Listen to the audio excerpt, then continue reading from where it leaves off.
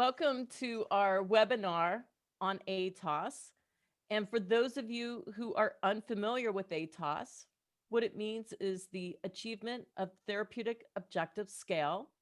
And we use the Atos when we are studying video segments of psychotherapy.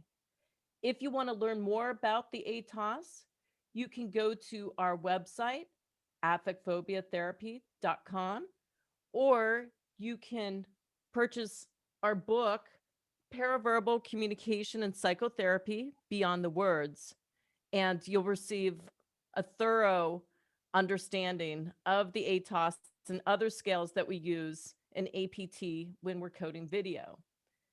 And today I have my friend and colleague, Jenny Svebeck from Stockholm, Sweden, and she'll be joining us today to help us learn more about ATOS. So welcome, Jenny. Thank you. Do you remember the first From time? snowy Sweden. Do you remember the first time you ATOSed a video segment of psychotherapy? Yes, I know. I remember it. It was when I was in core training. And how was it for you? Was it scary to start or exciting? No, it was more scary to start to watch videos of anything doing affect phobia therapy, but to do Atos was quite soon a help for me. Yeah, yeah. And it was really interesting. It was a lot, but when you got into the words, it was a whole world of good information about the clips. Yeah, I mean, when I started ATOSing, I would visit Lee McCullough with her research group on Wednesdays from 12 p.m. to 4 p.m. And we would just watch video segments of psychotherapy and code them with the ATOS. But I didn't realize at the time that the ATOS actually reflects the affect phobia therapy model. And so, when you ATOS, you also learn how to do APT. They're Exactly. yeah. So it's a fantastic way to learn how to do APT, but to also be able to assess, particularly with your own video segments, you know, what are you doing as a therapist? Like, are you Yeah, helping your patients see their defenses? Are you exactly. motivating them to relinquish their defenses? Right. And in the APT model, that would be defense restructuring. It's Yeah, one of the first things that we do is just helping people see their defenses and then motivating them to let go of their defenses. yeah. And then also with the ATOS, we look at like anxiety. How much anxiety is a person experiencing in the moment with you? And we tried to code the anxiety from 0 to 100. And from a therapeutic perspective, if you know how much anxiety your patient's experiencing, then you know if you need to, move toward helping them experience and express feelings, or to regulate anxiety, or to even work with defenses. Because the Yeah. more anxious someone gets, the more defended they get. And some And students ask why it's from 0 to 100. Is yeah, that, you want to say something about that? yeah, I mean, I think the 0 to 100 is primarily for research purposes, because not only is the scale used, to study video segments, but it's also to see like what works when you look at multiple video segments of psychotherapy. So Yeah. we need to have a scale, and 0 to 100 or 0 to 10 is a scale that's frequently used in the science of psychotherapy. And so what's lovely about APT and ATOSing is that you can very easily create your own research project Yeah. because of how everything's designed. And that's what happened with the paraverbal book. uh, was I had colleagues in Boston, and we were really curious about what was the interplay between the therapist and patient. And so we used the ATOS scale the Atos therapist scale, and then we developed other scales to kind of help us, understand our hypothesis and see if what was true or not. Yeah. So the 0 to 100, 0 to 10, it's common, and it's easy for people to use once they understand how to use it. Yeah. So, but because APT is an affect focused model, emotion focused model, we also look at affect exposures. And, a huge component of APT is using exposure and desensitization with avoided affects. And so on the Yeah. ATOS scale, we'll look at a video segment of psychotherapy and see how much of an exposure is a person experiencing, usually within a 10-minute period, right? Yeah. Because what we do is if we look at a traditional 60-minute psychotherapy session, we'll chunk it into 10-minute segments. And then we ATOS each 10-minute segment. And the beauty of that is we're able to see over the course of the session, how a person is changing. Yeah. And so you can see, that they might be really anxious the first 10 minutes, highly defended, but by minute 20 or so, there's less anxiety, there's less defenses, and we're beginning to see like feeling emerge. Yeah. And so, by coding 10-minute segments, it allows us to see like what's the rhythm throughout the session. Yeah. What's happening from from 0 to 60. Yeah. And you can also So see what works with this client. absolutely. I mean, particularly if you're stuck with a client and Yeah. you don't know why isn't this person changing, Yeah. you can ATOS the video segments of each session and Yeah. begin to like identify what affect exposures are happening in the session, and Or then not happening. right, or not happening. Yeah. And a lot of times if somebody's not changing, the therapist and client might be working with the wrong affect. Yeah. And so they might be encouraging the experience and expression of a maladaptive affect. Yeah. And that's why, we're always paying attention to like what is the impact of an intervention in APT, like what change is happening, and we really do look at what's happening right now. Yeah. Yeah.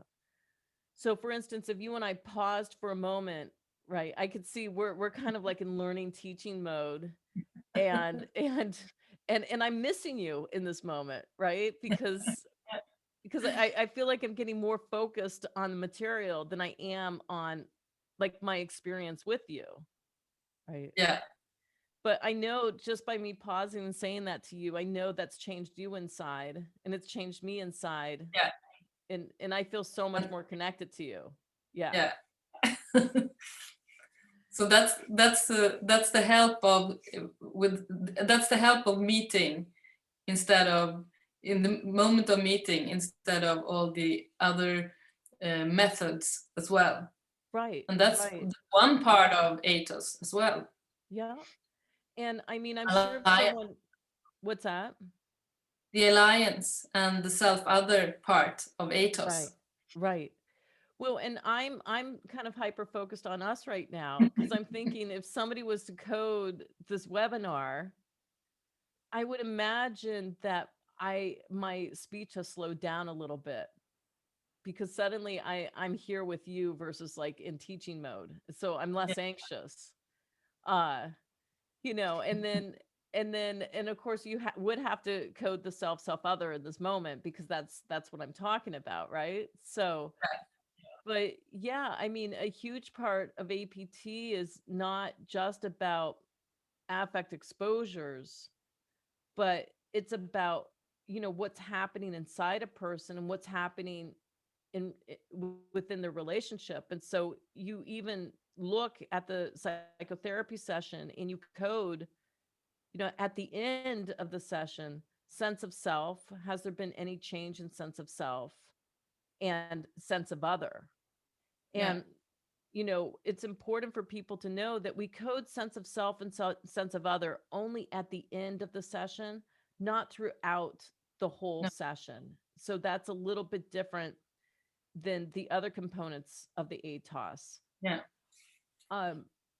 One thing that I have found myself to love the most about ATOSing is when we focus on new learning, because the new learning part of ATOS is asking that question if a client is aware that they have experienced change in Yeah. session. And so like that moment of meeting, like when the moment of meeting happens in session, usually people say that they feel more alive, more connected, calmer, more at peace. Yeah. And so we're coding to see if they have experienced change in session. Yeah. And I think that's like something that really sets APT apart from not all other models, but some models, is that we really do expect change within one session. Yeah. Like it's not like we're expecting it in 10 sessions. We're expecting it like in session. Yeah. And Like we have you usually say that if it's the last time I see the client, yeah. I need to know what happened.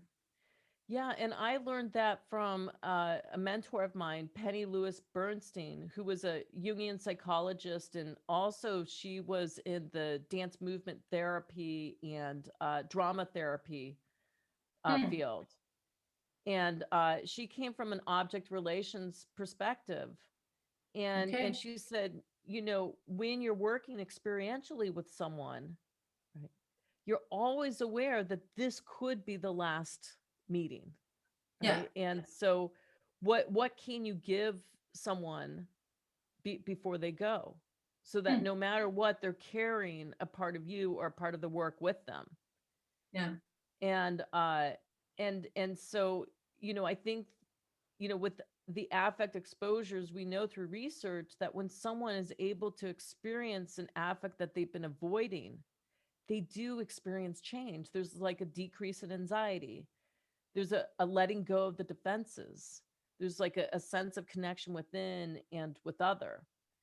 And Yeah. so, when you ATOS your video segments of psychotherapy, it really kind of helps you see, how well are you doing with your client in terms of helping them experience affect that they're avoiding and with experiencing change in the session. So, but I thought we should show the ATOS in this webinar Yep. so that everyone can see what it looks like. So, Yeah. what I'm going to, And don't be scared. It's a lot of words.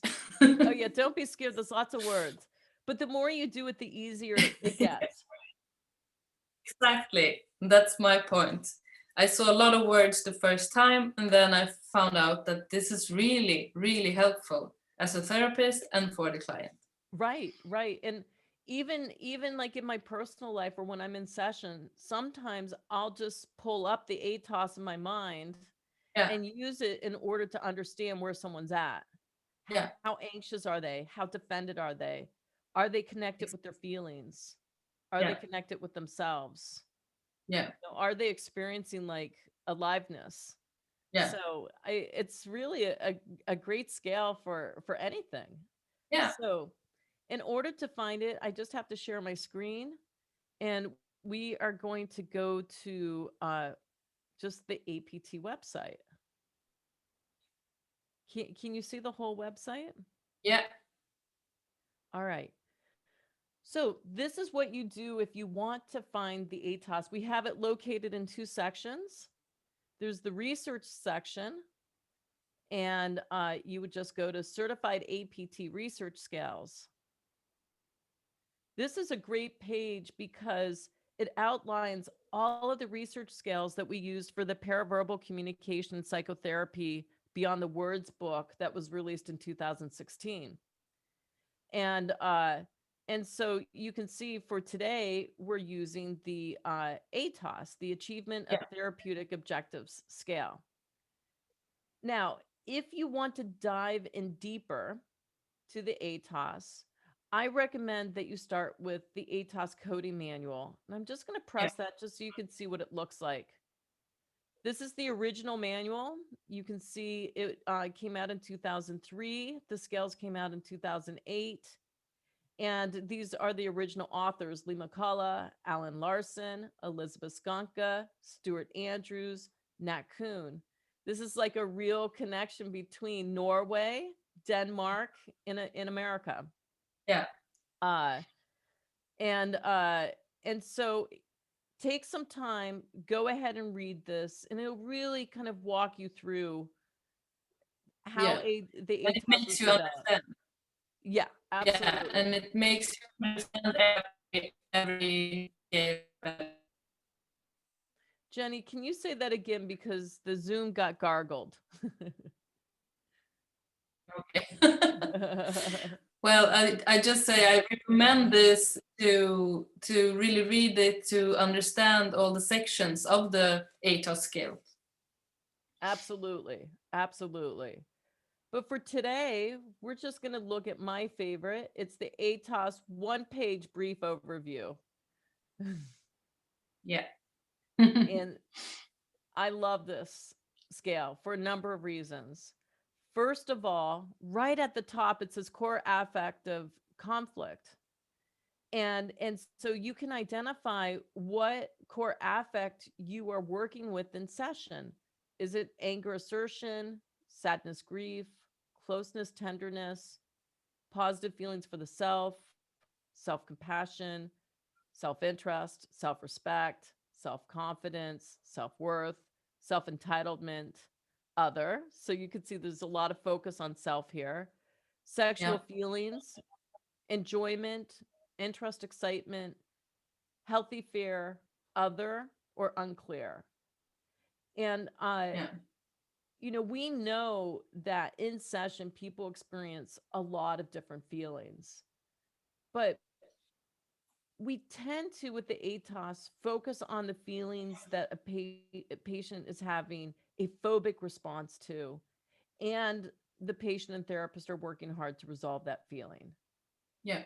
And what I recommend is, if you're going to look at a video segment of psychotherapy and you're going to code it, just watch the hour first.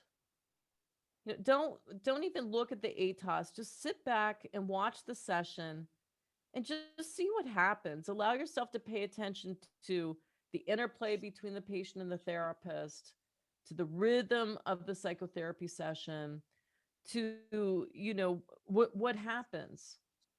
And then after you watch it, ask yourself, what core affective conflict was this person working with today?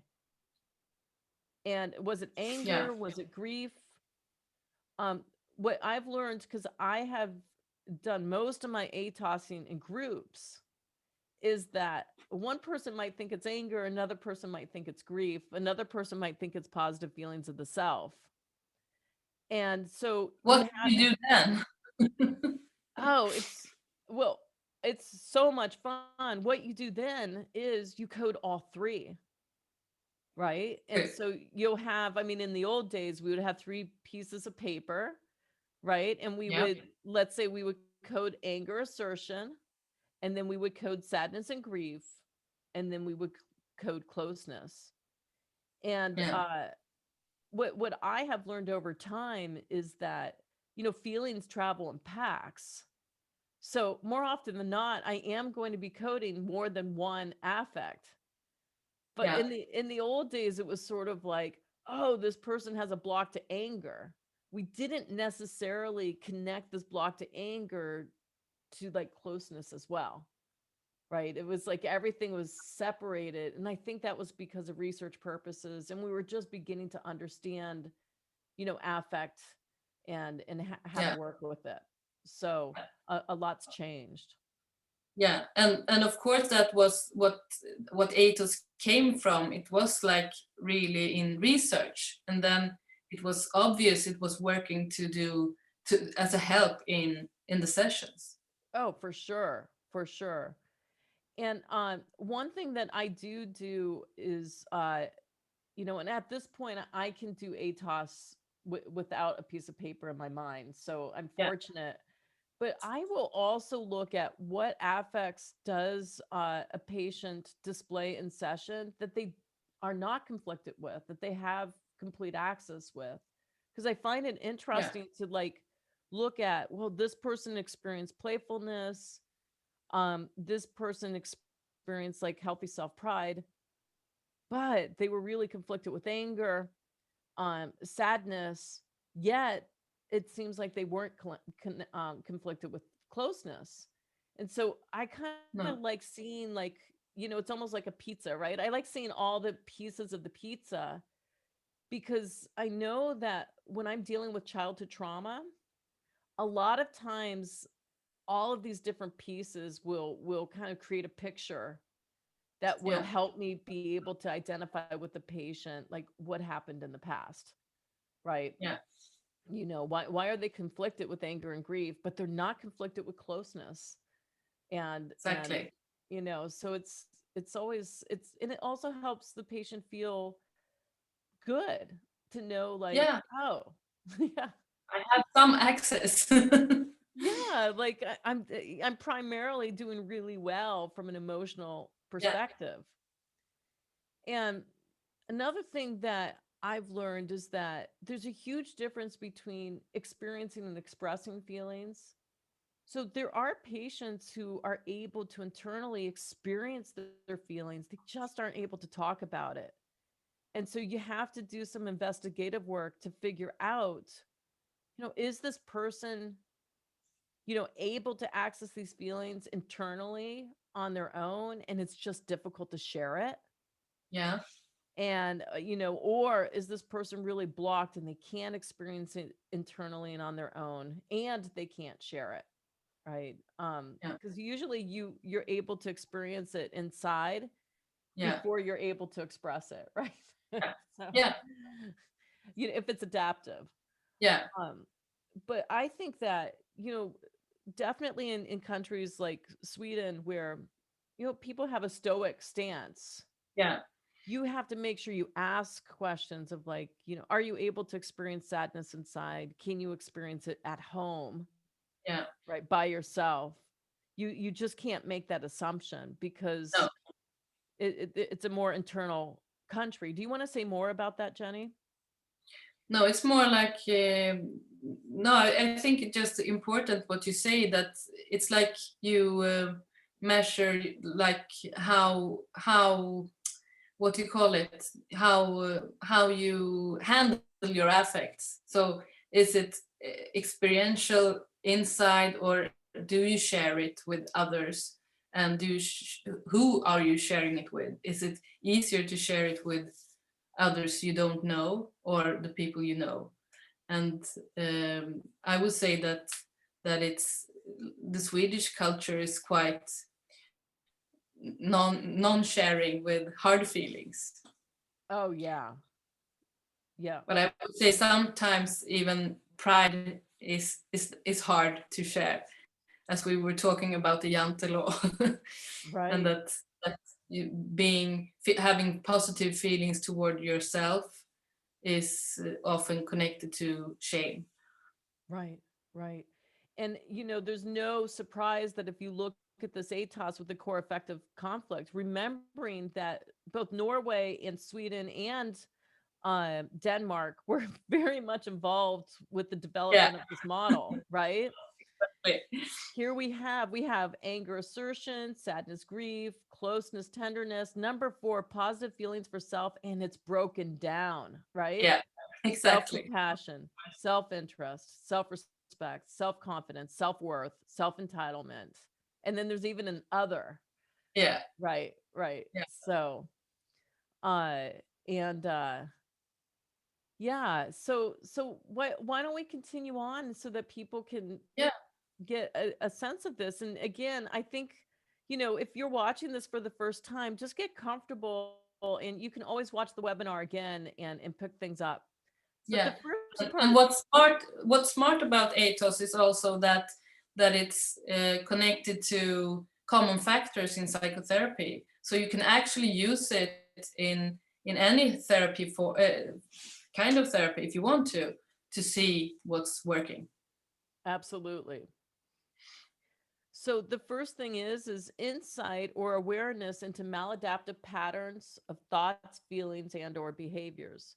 So this is not about your patient being able to talk about their defenses. It's more about your patient being aware of their defenses in the session, in the moment. That's a really big difference. Yeah. So we all have worked with people who can talk for hours about their defensive positioning, right? But they're not aware in the moment that talking about the defenses for hours is in fact defensive, right? Exactly. So, everything is such an integral part of APT because we are looking for what's happening in the moment, right? Yeah. And so in the moment, is your patient aware of their defenses? Do they have insight into their maladaptive patterns of thoughts, feelings, and or behaviors? Yeah. And here we have our scale from 1 to 100. Now, I'm not going to go over all of it. Anyone can hop on the website and look at the Yeah. ATOS. But 1 to 20 is no recognition. Like they are not recognizing the defenses at all. No. Um and then 21 to 40 is low recognition, and this is really important. They can see the problem pattern only when pointed out by the therapist. Yeah. So they can't see it without that help. No. 41 to 60, moderately clear recognition. That means that on their own, they're able to describe their defensive patterns, which I mean, that's really impressive, 41 to 60. Yeah. And I would hope that one day we live in a culture where everyone kind of expects that of themselves. Like Yeah. they expect that they are aware that they drink instead of like, resolve relational problems, right? Yeah. Um, 61 to And 80. notice when they do it. Yeah, notice when they do it. Right. That's what we're going for. Yeah. 61 to 80 is good recognition. And what's so interesting about this, and this gives you an indicator of the APT model, is are they able to link it to the past? Like, do they Yeah. know the origin of their defensive behavior? Because we know from George Valiant's work, defenses are developed during childhood. Yeah. Yeah.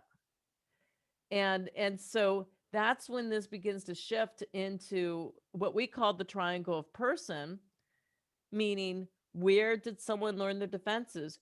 Yeah. Who taught it to them? And you pay a lot of attention to attachment figures, even if Yeah. people tell you that they had great parents and there's no problems. Yeah. And And also a link to who in their life right now they continue right, that. right, because APT integrates learning theory, Yeah. and the idea is we have learned to be phobic with specific feelings. Yeah. And I'd say all of our APT therapists are aware of like what affects they are avoidant of, and where it comes from. Yeah. So, when I started APT, I had a block with anger, and then I had a block with closeness. But I wasn't really able to see my block with closeness until I resolved my block with anger. And No. then it was sort of like next. Right? Yeah. So so then 81 to 100 is excellent.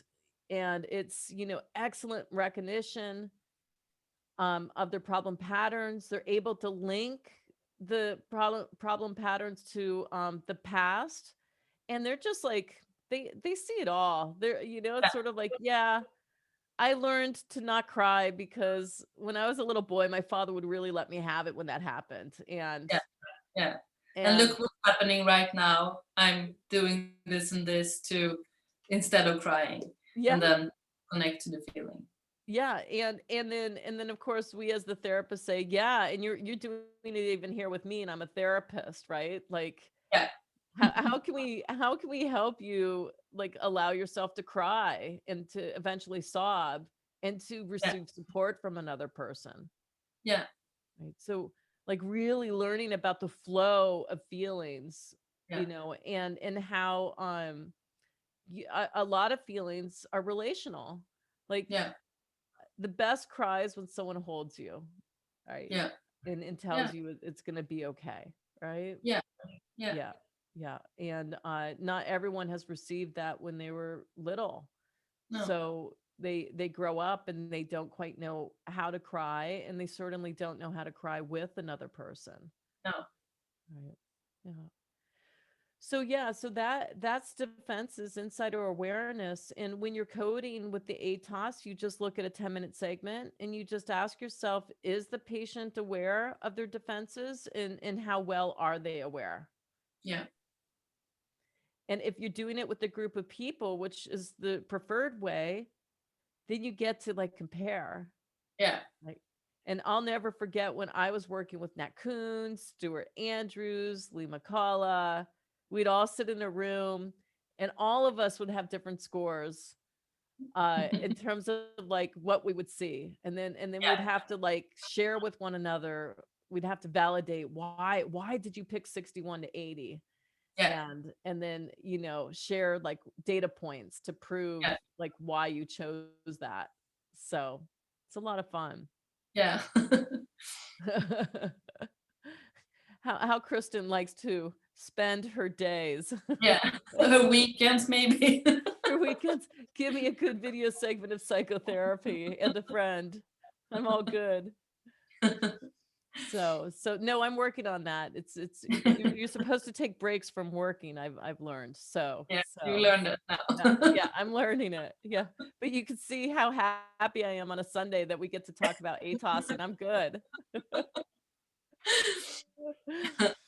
So now we have, like, motivation to give up maladaptive patterns of thoughts, feelings, and or behaviors. And I just want to do a pitch for motivational interviewing, that Yeah, therapeutic model, because I think that there's a lot in that model that helps yeah. when you're working with defense relinquishing. So, And when you explore the motivation as well. mhm, mhm, mhm. And so, what's lovely about motivation to give up maladaptive patterns of thoughts, feelings, and or behaviors, or defense relinquishing, is that this is kind of where the magic happens. Like, how uncomfortable is your patient with their defensiveness? Yeah, Like a lot of people are comfortable with their defenses. They're good. yeah, They're not willing to change. They're not interested in changing.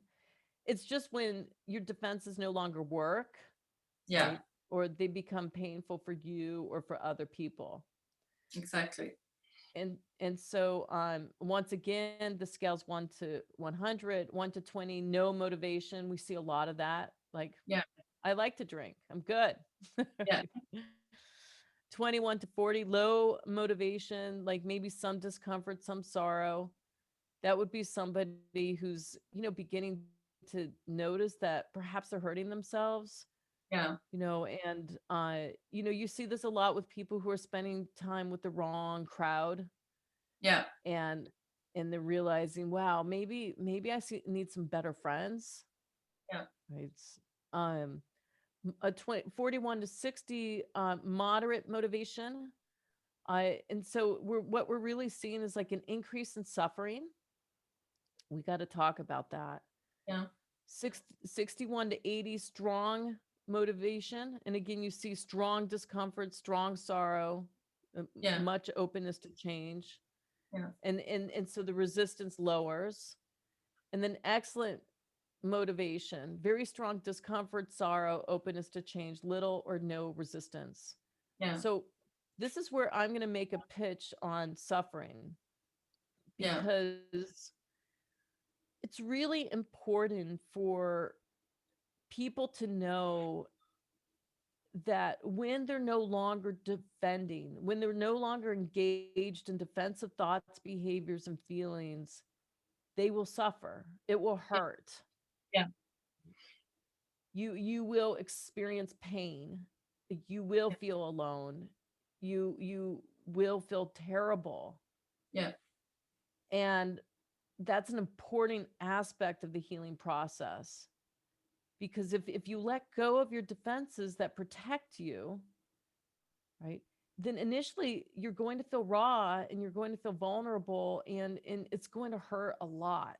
Yeah. But it's important to kind of stay with that suffering Yeah. so that you can let it pass. Yeah. In a lot of defensive patterns are developed in order to help us not experience that suffering, Yeah. which might have been just too great to experience when we're children and we have such expectations on ourselves, Yeah. right? But when we're adults and we can make more choices in our life, like it's we have to go through this pain and suffering. It's a part of Yeah. the healing process. Yeah. And I think it's a beautiful shift from this is who I am to this is who I had to be. And that's something to hold on to in that pain as well.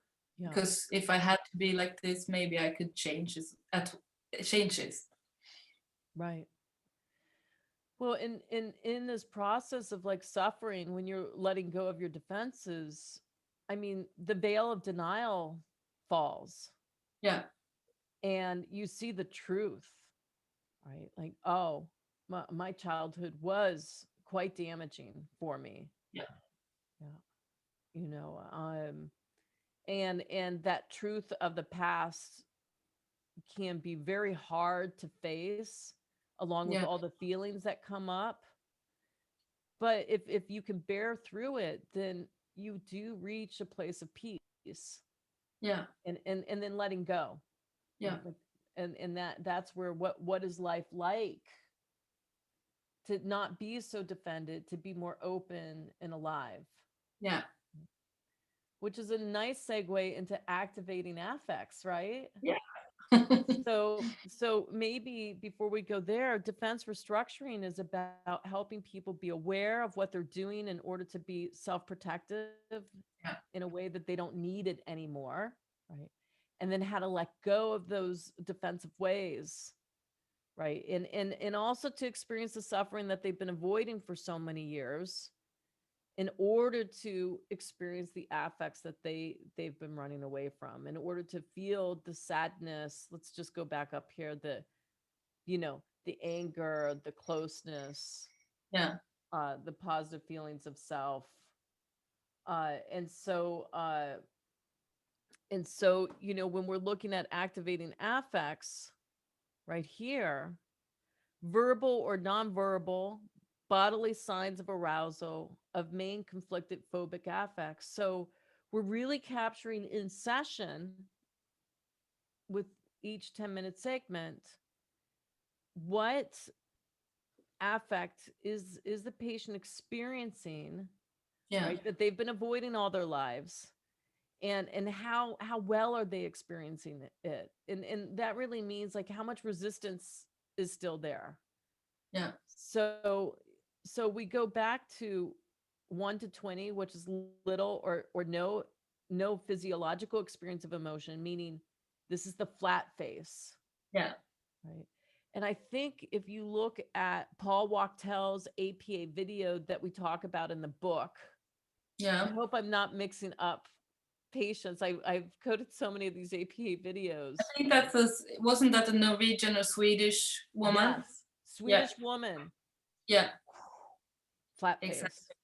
Yeah.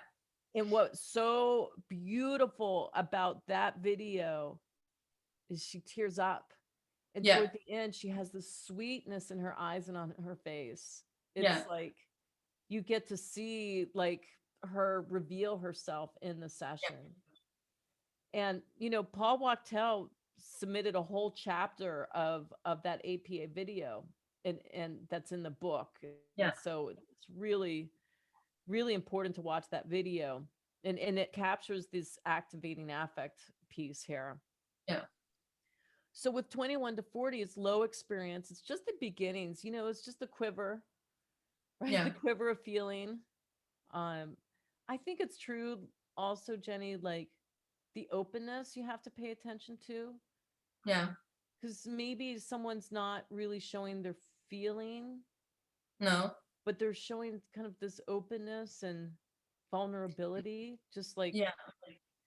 and so that's codable. Yeah. 41 to 60. Curiosity, maybe. Curiosity, yep. And you could see it in their eyes. Their eyes are a little bit more open. They're asking more questions.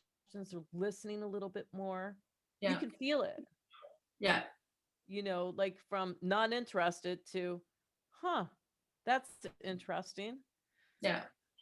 Um, 41 to 60 is moderate. So you begin to see, some feeling, but you also see a lot of the holding back. So I think when you're coding activating affects, you have to keep in mind the resistance, like how open are they, or is it Yeah. just like painful? Yeah. I know, for myself, with being conflicted with closeness, if you see me experience closeness, you'll also see a lot of guardedness, a lot of Yeah. smiling, maybe Yeah. some tears that comes up, and Yeah. so you can see how conflicted I am with just really Yeah. being close Yeah. to someone, and that's codable. Yeah. uh, 61 to 80 is a strong experience of emotion, but this is lovely. It's like strong and quick, right? Yeah. It's like it's like, sizzling, Yeah. just like, or water when it hits like a sizzling pan, like Yeah. and that might be like someone's just quickly angry and then they pull back suddenly. Yeah. 61 to 80, strong affect. It says quickly cut off or sustained, but a little held back. I would say strong experience of emotion that's more sustainable. It's almost like someone's there a little bit longer and then they pull back. Yeah. So whereas moderate, it's more like, strong Yeah. is like a little bit and then quickly pulling back. Yeah. Maybe like how like a dog who's fearful, Yeah. like how when they're kind of coming out to check out someone and they kind of come out and then they Yeah. scoot back Yeah. again, Yeah. that would be strong for me. Yeah. Okay. um maybe a little bit more than that, but excellent. No, full experience, that's when someone is really able to come out and be with their emotions Yeah. and share them openly. And surf on the wave. What's that? And surf on the wave. And yeah, surf on the wave for sure. um Absolutely. I mean, if we're thinking of it from that perspective, full experience would be someone's like really on their board, trusting the ocean, trusting the wave, and they're not focused on necessarily like doing it perfectly. They're just like one, Yeah. right? One with their feelings, Yeah. one with the person that they're experiencing their feelings. Yeah. I I think if we go back to the strong, it might be a little bit more than the shy dog, but it's sort of like they are experiencing their emotion, Yeah. but there's still a little bit of like hesitancy. Like, am I Yeah. doing it right? Yeah. Yeah. Yeah. But a full experience when it happens, because that's Yeah. the moment of meeting. It's sort of like when You someone's feel it. having when someone's having a full experience, you feel it. Like you feel alive in the room. Yeah. I know for myself as a therapist, like once someone has full experience, I'm like, oh yeah, I can Yeah. relax. I'm Yeah. just gonna sit back with them. Yeah. Unless it's like a painful feeling, like, the horrors of grief. Yeah. I think that's really But hard. still, it's like a relief when it's full experience, even though in the feeling it could be hard, it's still relieving. Yeah. Yeah, absolutely. Yeah, I think we could do a whole webinar on activating affects. Yeah. We ought to do that, but not today.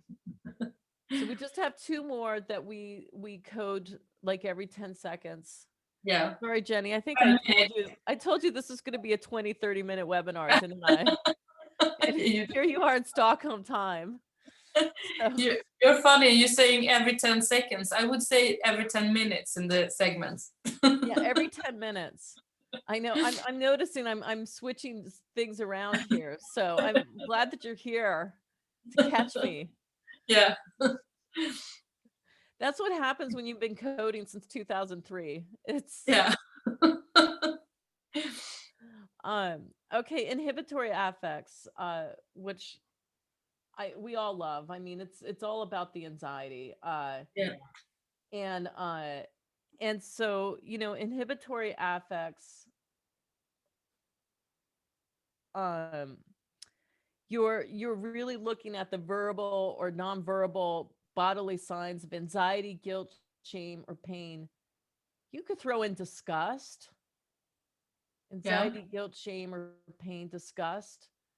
Yeah. Um, and I love this. I mean, inhibitory affect is when you pull away.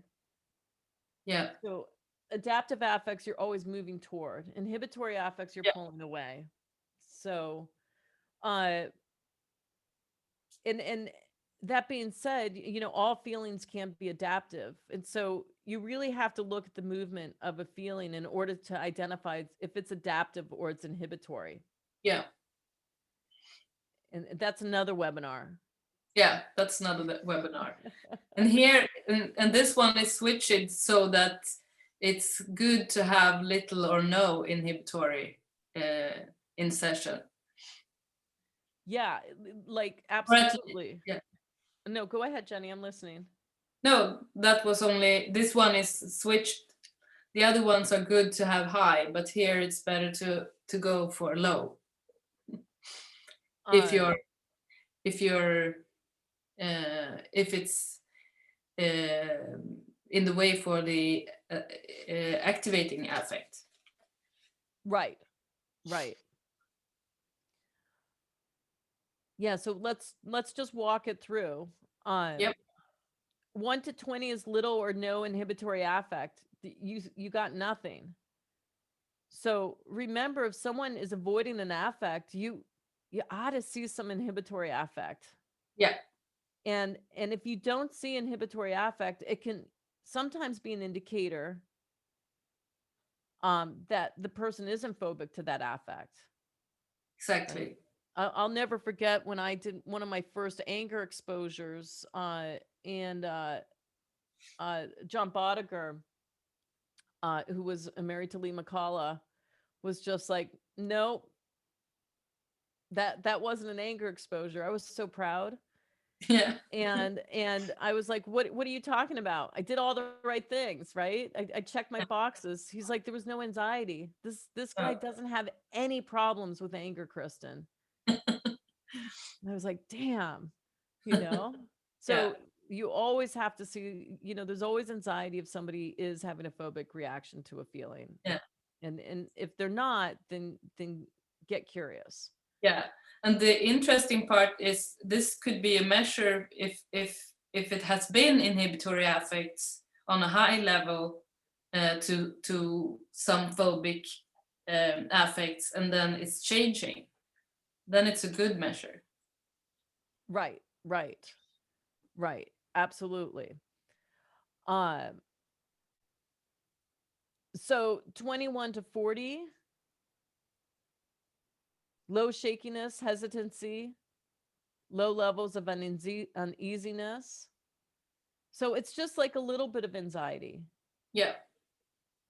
And keep in mind, like, we see a low inhibitory affect, like when someone's getting ready to do something, Yeah.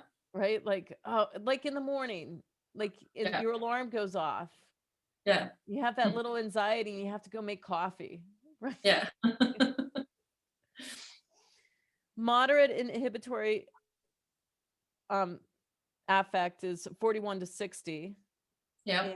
And you see more hesitancy, vigilance, trembling, anxiety, or shame. Um, there's a huge difference between moderate and low. I think people just need to watch video segments of psychotherapy in order to Yeah. get a better sense of that. Yeah. I always recommend that people watch the movie The Queen, because that's a great place Yeah. to see anxiety, because that character, the Queen, Yeah. really shows all different levels of anxiety. Absolutely. Yeah.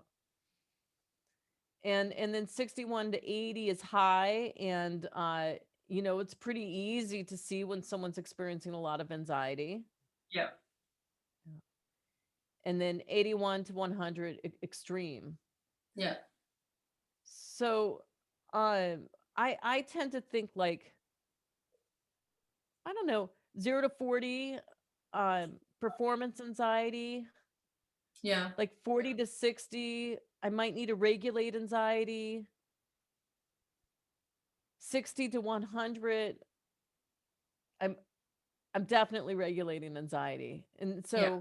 so, as someone gets closer to an avoided affect, their anxiety increases. Yeah. Yet in order to access that affect, there needs to be a decrease in the anxiety. Yeah. So you either confront the defenses and someone has a cathartic response, right? Yeah. They just totally let go of their defenses and move straight into feeling. Yeah. Or you do a lot of regulating anxiety, working with the defenses, regulating anxiety, working with the Yeah. defenses. That tends to be, the normal route to take. Yeah. And as someone's anxiety lowers and their defenses lower, then they have better access to affect. Yeah. All right. Um, I just have to send one little text here, so hold on here. I'm getting Otherwise, you will have a high inhibitory affect. yeah. I'll just be distracted. I'll go into a more defensive place. Yeah. Um, so my favorite, new emotional learning. I love this Yeah. ability to express thoughts, feelings, wishes, or needs. Did we say enough on inhibitory affects? Definitely. Okay. And people watching have to go to a therapy session to feel it out. Yeah, for sure. And I do notice when you work on your own affect phobias, you do get better at noticing that when you're super anxious, that's usually an indicator that something's happening beneath the surface. Yeah. And you're about ready to have a good cry or to get angry with someone, or Yeah. you some change is going to happen. Yeah. So new learning, this is fantastic. Is anything new happening in the session? Is Yeah. anything new? Did anything happen? How can it not happen when two people are working experientially and they're Yeah. being present with one another? Yeah. It's like having a good cup of coffee with someone, right? You have conversation, eye to eye contact, a cup of comfort, like something happens in these moments. Yeah. That's why I love being in Sweden. Everyone's like, "Do you want to get a cup of coffee?" Like, sure. So, which always means a good conversation. Yeah. So, one to 20, no expression, meaning, they've been through a whole session. Well, I mean, they've been through 10 minutes. I'm sorry about that. We code this by 10-minute segments. Yeah. They've gone through 10 minutes and there's no change.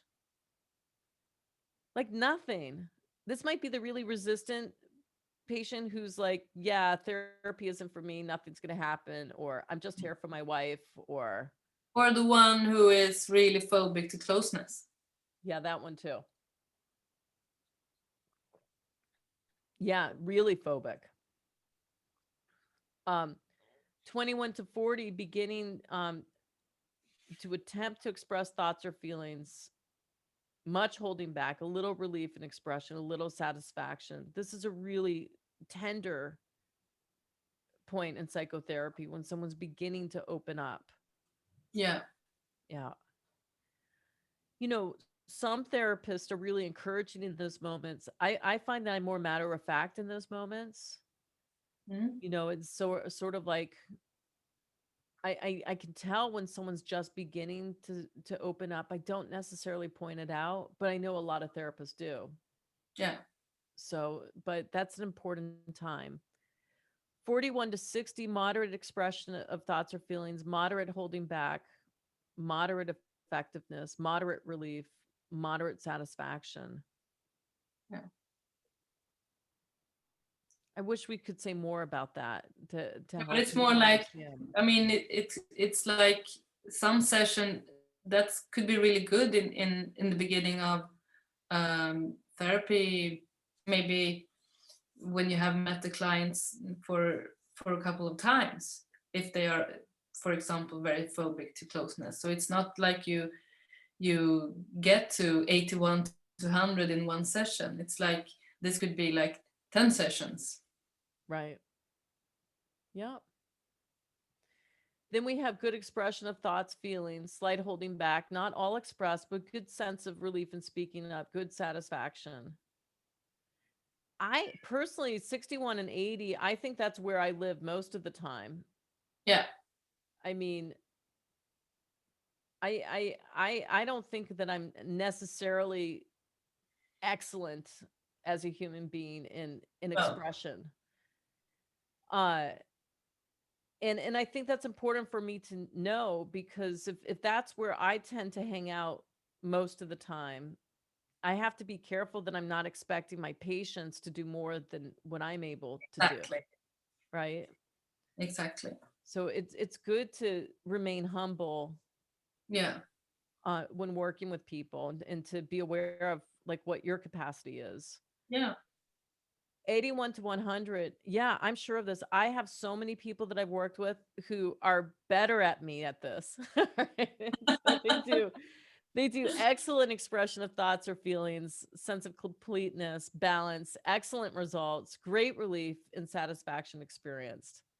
I mean, how many videos have you seen of me where, like the person I'm working with is just so good at communicating how they're Yeah. feeling? And then I'm like, ah. No, it's not.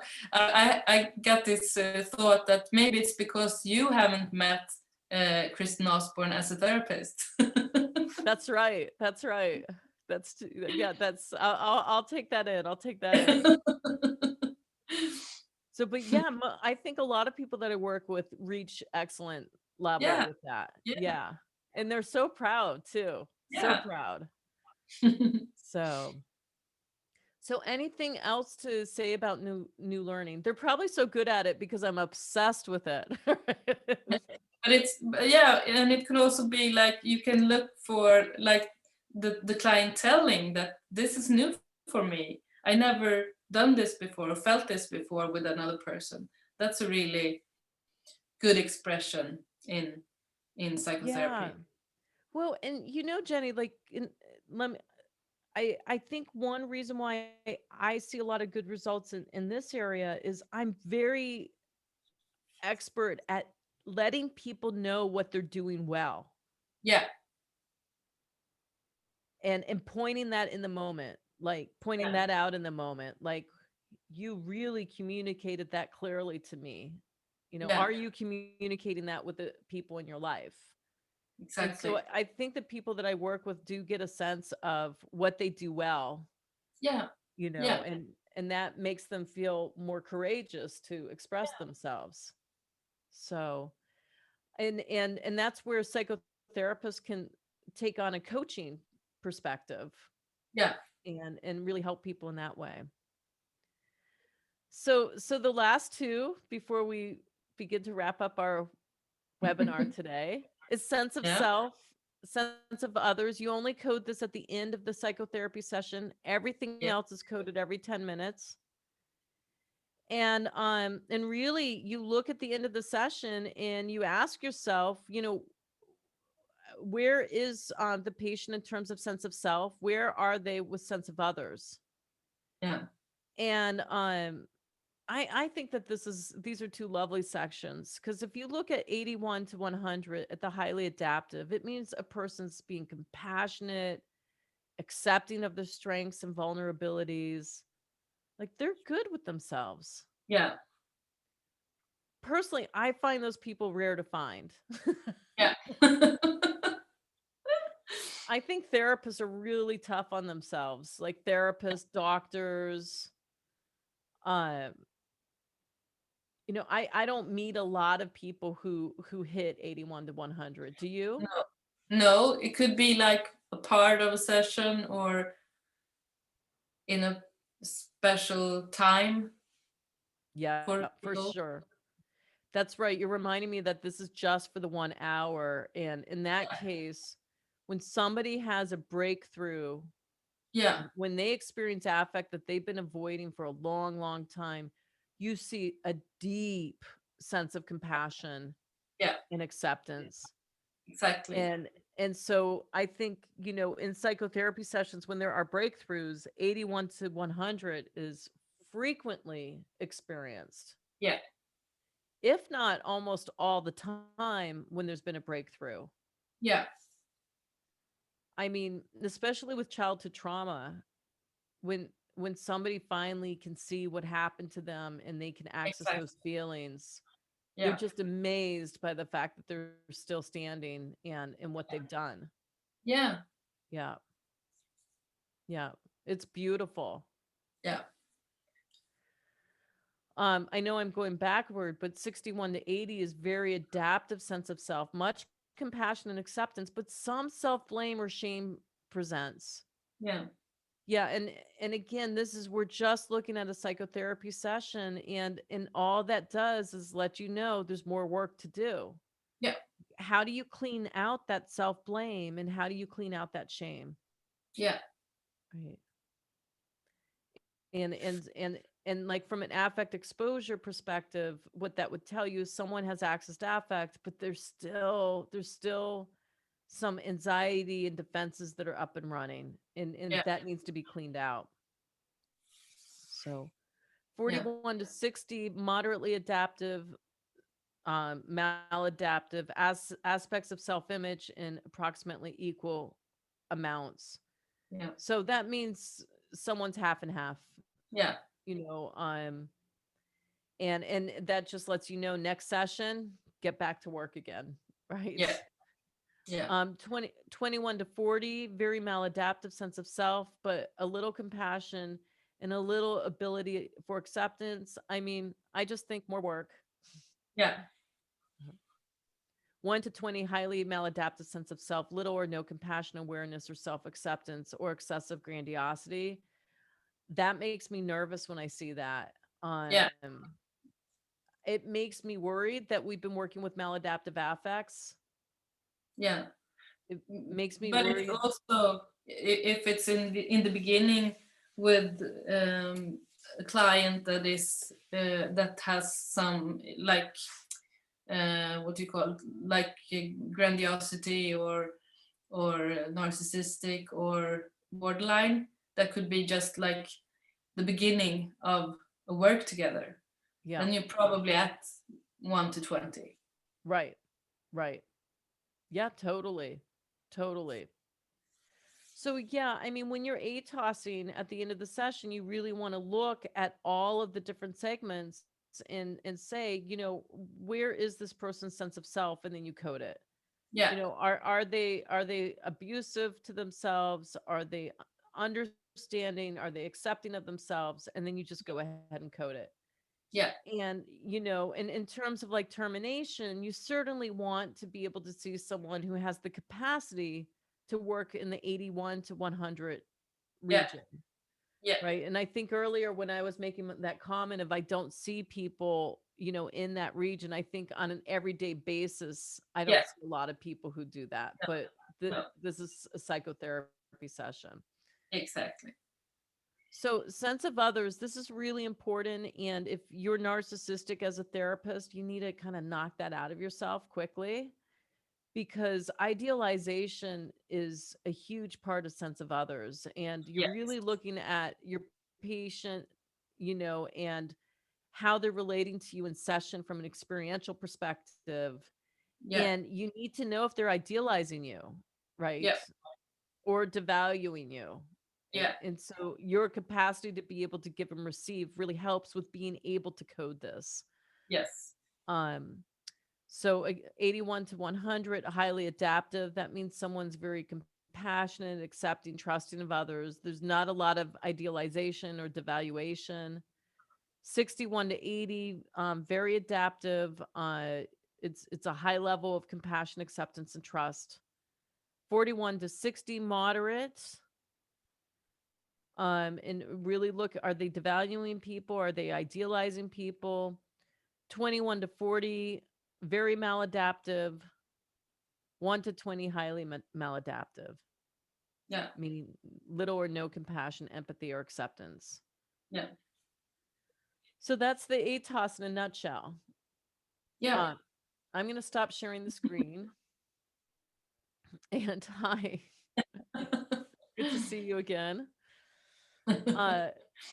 Anything that we cover? Once again. Anything that you don't think that we covered? No, I think we covered everything. I think it's what Atos is also a help to see what you have to do more or less as a therapist. It's a help if you look at every 10 minutes and then at the whole, you can really see what you're missing and what's helping. And that's really, in a way, how you research your daily work as a therapist. Now you don't have a sound. There's something here. Now. Hold on. I'm having problems.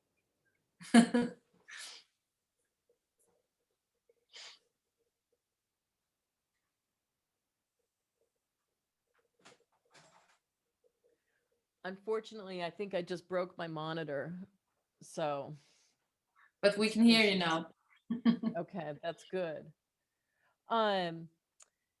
Yeah, so I mean, I'm hoping that this webinar will help people, as they begin to work with the Atos. Yeah. And if not, they can go ahead and send questions to our email at www.affectphobiatherapy.com.